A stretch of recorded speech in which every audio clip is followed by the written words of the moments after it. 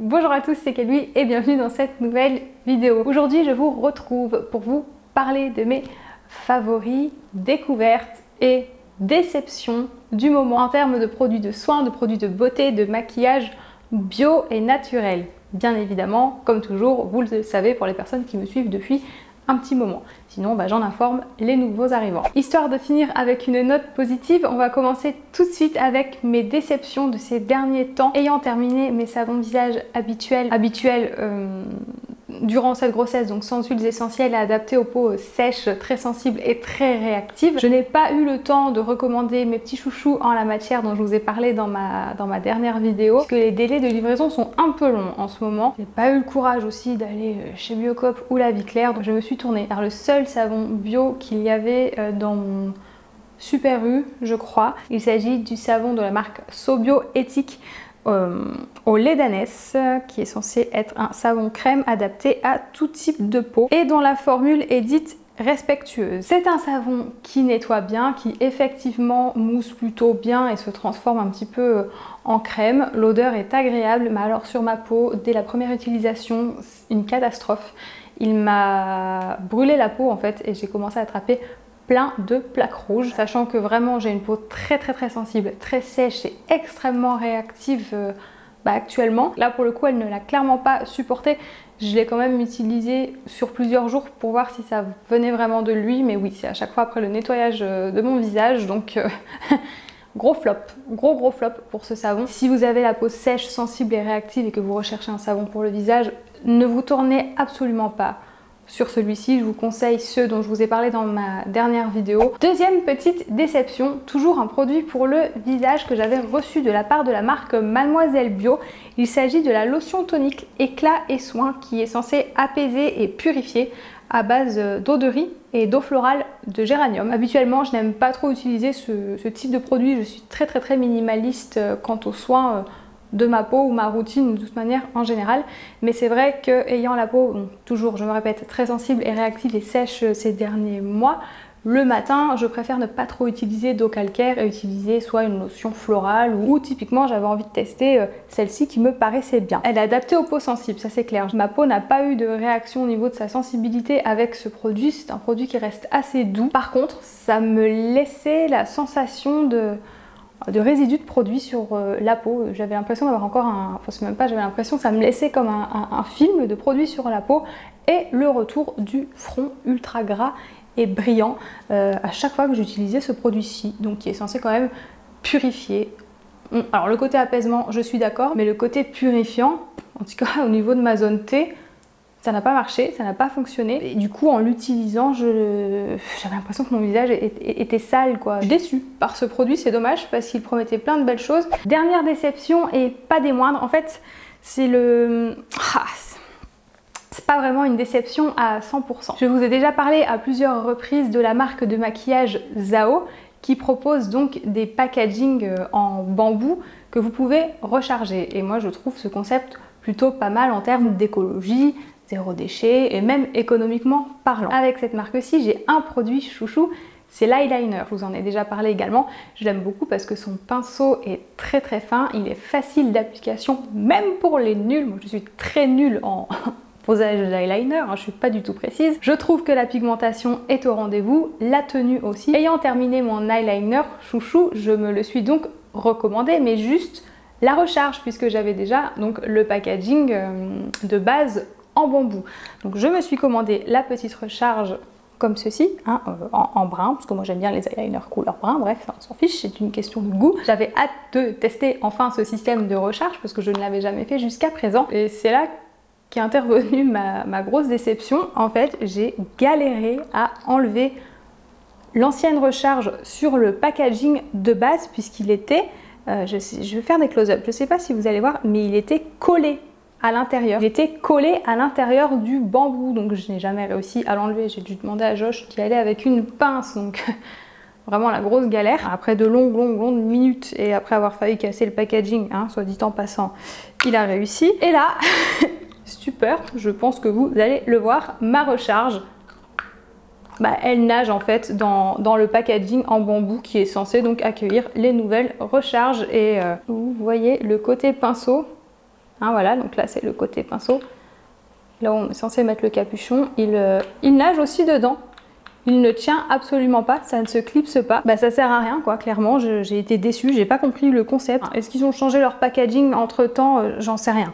Je sais pas d'où vient le problème, du coup j'ai dégoûté parce que bah, le concept est pas mal, mais si ça ne marche pas, bah, je vois pas trop l'intérêt. N'hésitez pas à me dire vous si vous avez déjà rencontré ce souci ou pas, ou si c'est moi qui n'ai pas eu de chance, je sais pas. Ça ne change rien à la qualité du produit en soi, de l'eyeliner. Bon, je suis un peu déçue, mais je suis obligée d'utiliser mon eyeliner avec ma petite recharge. Je ne bénéficie pas du manche, donc comment vous dire qu'au niveau de l'application, faut s'y faire, quoi. C'est un peu plus compliqué, on n'a pas beaucoup de tenue, ma foi. Voilà, ça c'était mes petites déceptions de ces derniers temps. Maintenant, je vais vous parler de mes favoris, sachant que je vous en ai déjà présenté certains dans ma dernière vidéo, ma routine soins spécial grossesse, mais je sais pertinemment que cette vidéo n'aura pas intéressé tout le monde. Voilà, certaines personnes seront passées à côté de chouettes produits, c'est dommage, donc je me permets de vous les représenter ici. Premièrement, un produit pour le visage, un énorme coup de cœur. Pour avoir bonne mine, là clairement ça fait plusieurs semaines par exemple que je ne l'utilise plus et ça se voit, je suis de nouveau très pâle. Allez checker ma dernière vidéo où j'ai vraiment meilleure mine, je l'avais utilisée. Là, plusieurs semaines que je l'ai pu utiliser par oubli et par flemme. Je vous parle de l'eau de teint Déco by Sonia à appliquer un soir sur 2 ou tous les soirs ou un soir sur 3. Moi je faisais un soir sur 2, un soir sur 3, ça dépend. Sur une peau propre et sèche et qui va venir au fur et à mesure vous donner un teint hâlé, naturel, doré, vraiment un effet bonne mine et ça marche. Ça marche vraiment. On voit clairement la différence lorsque je l'utilise ou que je ne l'utilise pas comme actuellement. C'est un produit qui est très respectueux des peaux sensibles et réactives. Je n'ai eu aucun problème jusqu'à présent avec celui-ci. Par exemple, si vous désirez avoir meilleure mine et un teint hâlé cet hiver ou même tout au long de l'année, peu importe, c'est un produit qui fonctionne très bien. On passe à toute autre chose pour les personnes qui recherchent désespérément un déodorant bio et naturel et sans huiles essentielles et adapté toujours aux peaux sensibles et réactives. J'ai fait une chouette découverte au début de ma grossesse et j'ai un gros coup de cœur pour le déodorant de la marque Acorel. Efficacité longue durée, la senteur citron moringa qui est une senteur très fraîche, pas trop forte, plutôt agréable. Après bon, ça c'est une question de goût et c'est un déodorant qui fonctionne très bien, qui ne laisse pas de traces, qui ne colle pas, qui camoufle bien les odeurs et qui n'agresse pas la peau.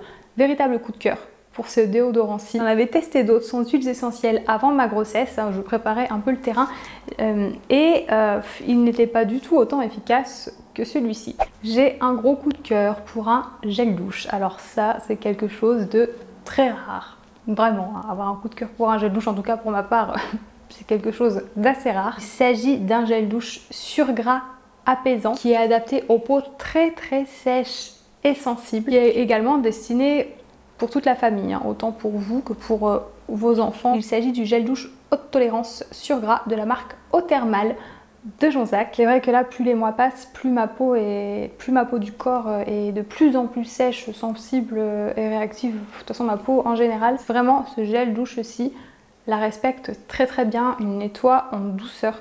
En plus, il a une petite odeur discrète mais très agréable. Le seul petit point négatif à mon sens, je trouve que c'est son prix. Là pour les 250 ml, je l'ai payé 4 euros, ouais 4 euros et quelques il me semble sur Mademoiselle Bio. Je n'arrive pas à le trouver dans mes magasins bio près de chez moi, pourtant qu'ils font cette marque-ci. Donc bon, bah à chaque fois je le commande sur Mademoiselle Bio. Je trouve qu'il n'est pas donné, mais bon, il est tellement efficace que je le rachète.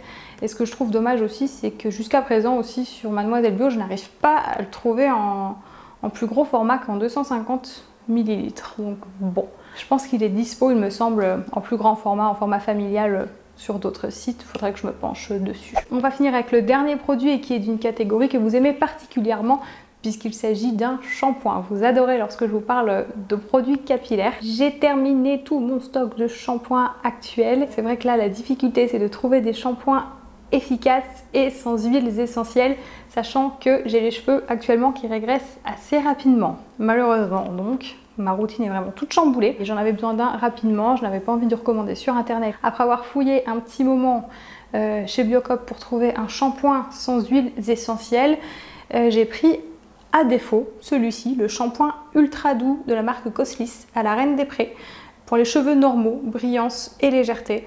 Logiquement, j'ai regardé rapidement en magasin, je ne crois pas qu'il y ait d'huile essentielle à l'intérieur, donc tant mieux. J'ai pris le gros flacon familial pour être tranquille un petit moment et ma foi, très bon shampoing.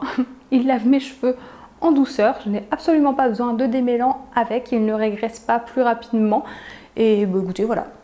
Très bon shampoing en toute simplicité, parfait pour des lavages fréquents. En compo, vous avez à l'intérieur de l'eau florale de Reine des Prés, de la base lavande d'origine végétale, de l'aloe vera, de l'huile de jojoba et de la protéine de blé hydrolysée. Voilà, et parfum 100% d'origine naturelle. Sur ce, c'est tout essoufflé que je vais clôturer cette vidéo. J'espère qu'elle vous aura plu. N'hésitez pas à me laisser vos avis comme d'habitude sur chacun des produits si vous les connaissez, si vous les utilisez en commentaire et à me faire un petit coucou de manière générale, ça fait toujours plaisir. N'hésitez pas à vous abonner pour ne pas louper la suite de mes vidéos et sur ce, je vous laisse. On se retrouve très bientôt dans une prochaine vidéo. Bye!